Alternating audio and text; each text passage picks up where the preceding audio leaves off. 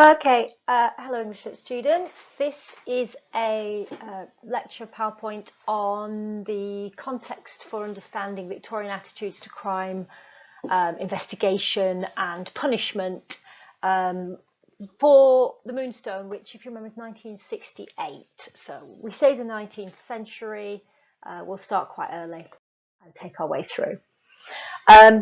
Before the Victorian period and in the early 19th century, there was still quite a violent, vengeful, deterrent idea about how you deal with criminals. The kinds of punishments available has been called the Bloody Code. There were things still, it was still a punishment that you could disembowel convicts while still alive. That wasn't abolished until 1806. It may not have been used for a while, but it was still on the statute books. Capital punishment for petty crimes was still used for theft, for fraud, for all sorts of crimes that we would think really shouldn't be dealt with by public execution or execution.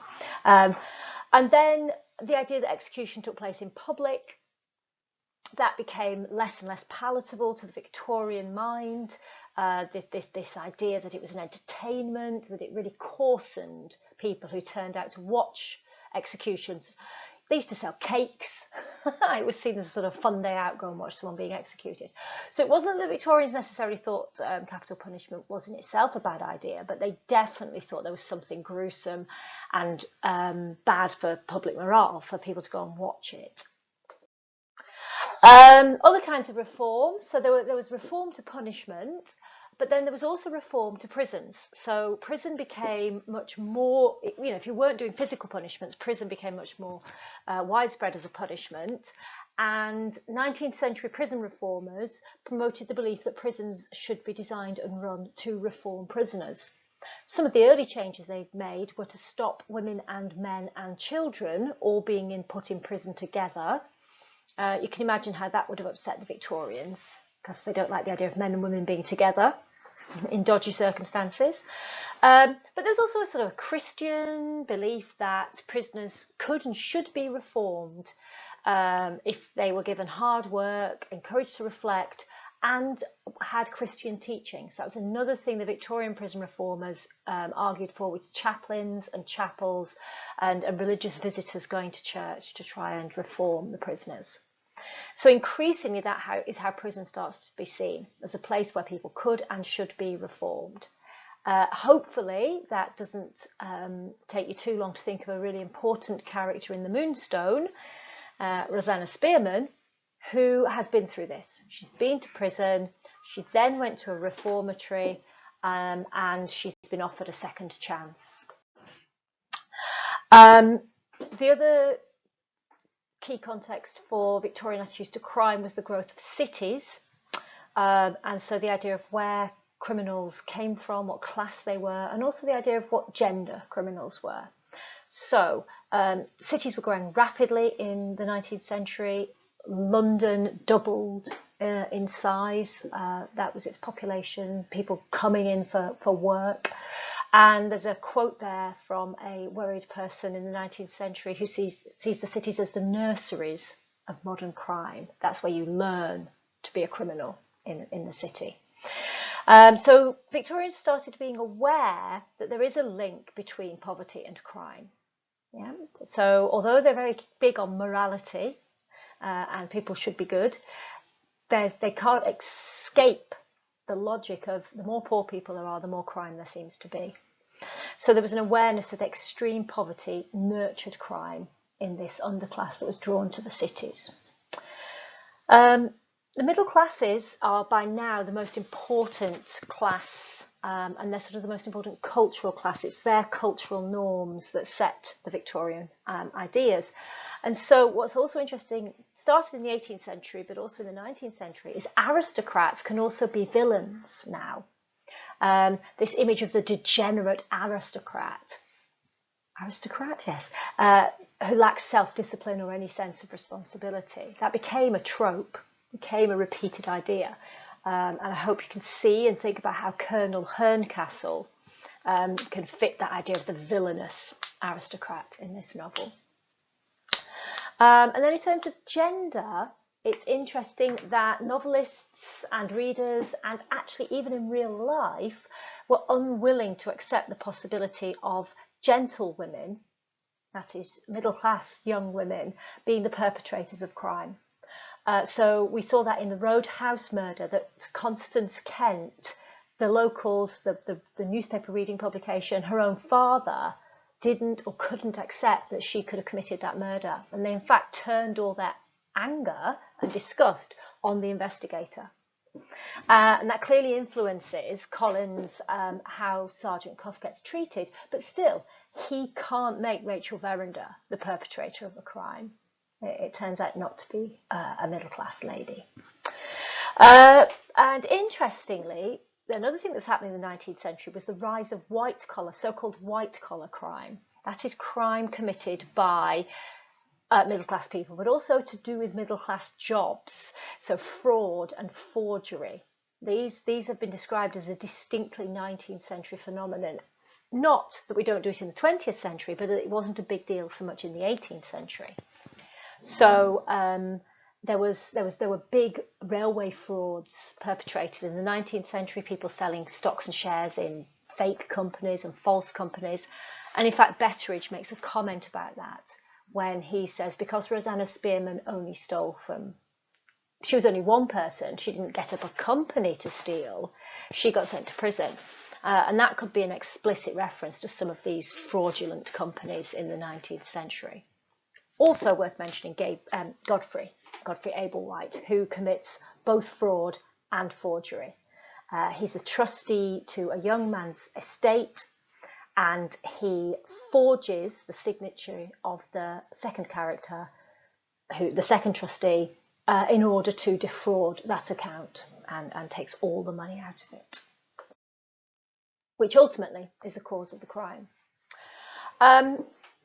So rising crime, particularly in the cities, and it just wasn't being dealt with. And so there was a rising idea that perhaps what Britain needed was a police force. This is a new idea in the 19th century.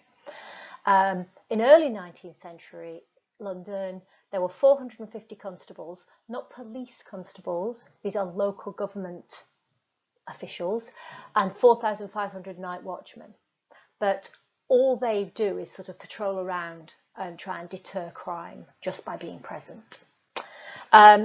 Despite the high levels of crime, there was lots of opposition to the idea of a police force. It was seen as very anti-liberty and freedom. And there was a suspicion that a large force, possibly armed, might be used to suppress protest, support military dictatorship. This wasn't just from working class people, middle class people, upper class people thought this was, something terrible.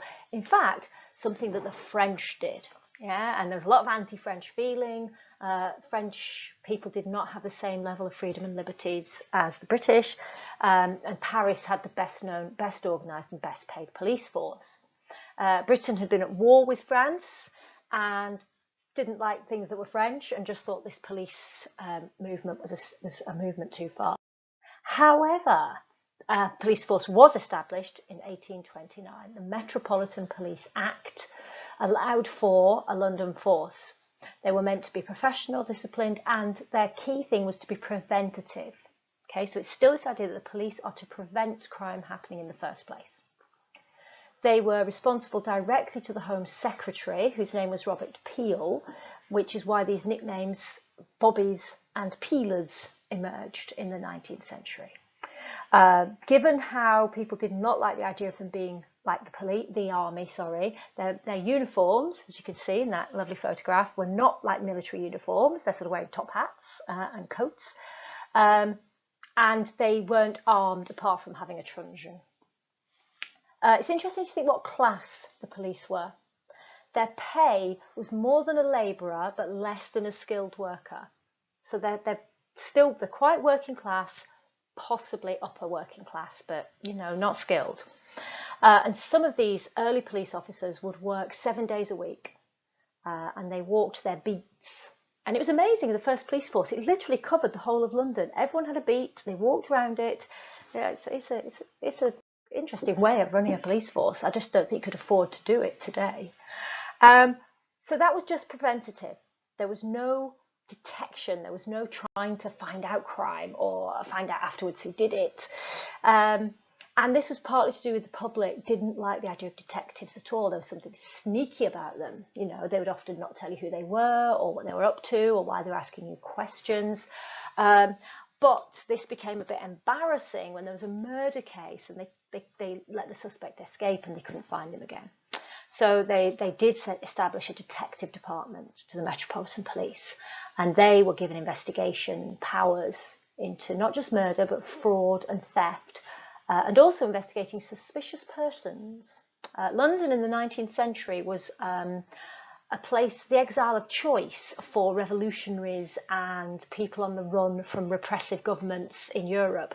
So there were quite a lot of Italian, German, French people who'd had to scarper from Europe. So they might have been what they meant by suspicious persons. So this idea of the detectives being slightly untrustworthy, yes, because this idea they sort of go undercover, so they got to know the criminal element. They used to go to pubs, races where there was gambling. They employed informers, and they would look through the newspapers to find information. They undertook work for the Home Office, Robert Peel, but they also took private work for individuals, institutions, and local magistrates. So they're still sort of semi-detached. They don't just do official work. And that's really important for the Moonstone because Sergeant Cuff, although he's from the Metropolitan Detective Department, he's employed in a private capacity. So the investigation into the Moonstone is never a public police matter. So that's really worth bearing in mind, how that gives Lady Verinder more power and control to keep this within the family if it's a scandal. And if you remember, she tries to pay Sergeant Cuff off and just go away. So, you know, she can sort of try to hide her crimes or her family's crimes. So what you get in the 19th century is the very beginning of the image of the detective in English fiction and English culture. Charles Dickens, big famous novelist but also journalist, published magazines. He was fascinated by the detectives. He interviewed them for his journal.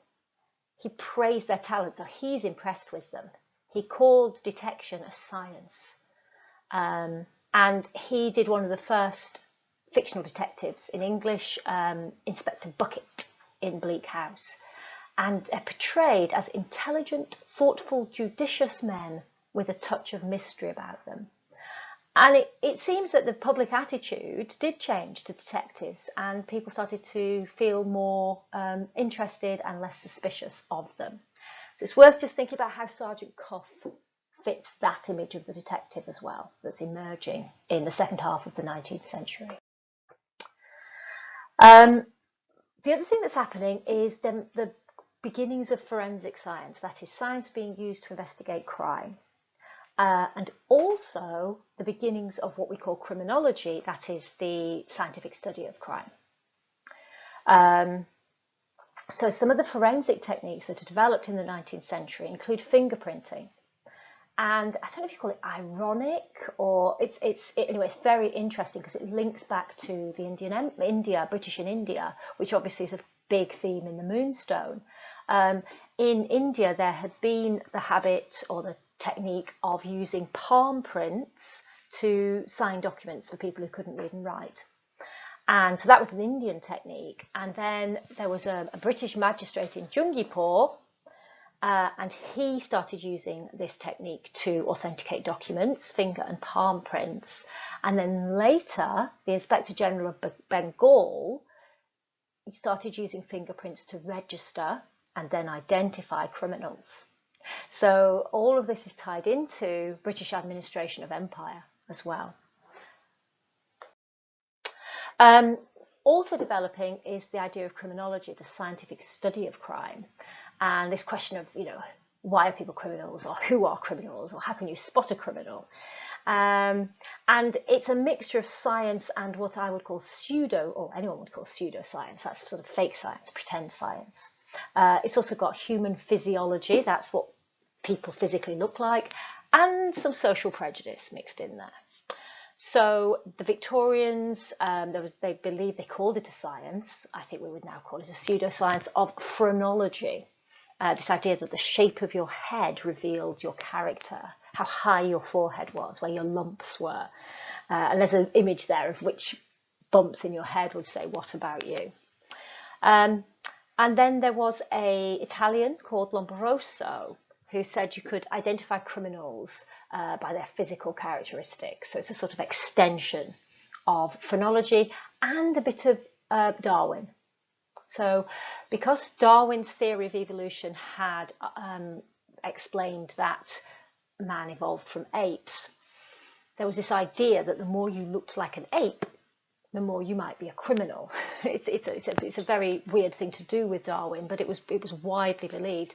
So the lower your eyebrows were, or the lower your forehead was, or if you walked with a stoop, that meant you were more like a criminal because you were more like an ape. Unsurprisingly, there was a great deal of racial and social prejudice involved in these ideas. So if you looked quite Irish, if you looked like a Romany person, that would just literally that made you look like a criminal, according to Lombroso. But it's interesting to think of the character of Ezra Jennings and his very scientific approach to investigating crime. So he can be seen as a very early forensic investigator. So we have a police detective, but we also have this sort of forensic detective who's Ezra Jennings. He knows about the physiological basis of behaviour. He's written a book on how the nervous system works. So his expertise is established by Collins. And he decides to test his ideas with an experiment, a bold experiment. So it's scientific and it's based on research and theory in forensic medicine. And the two authors that Collins has him cite are real. Dr. Carpenter was a professor of forensic medicine, and there was a chap called Dr. John Elliotson who'd written about human physiology.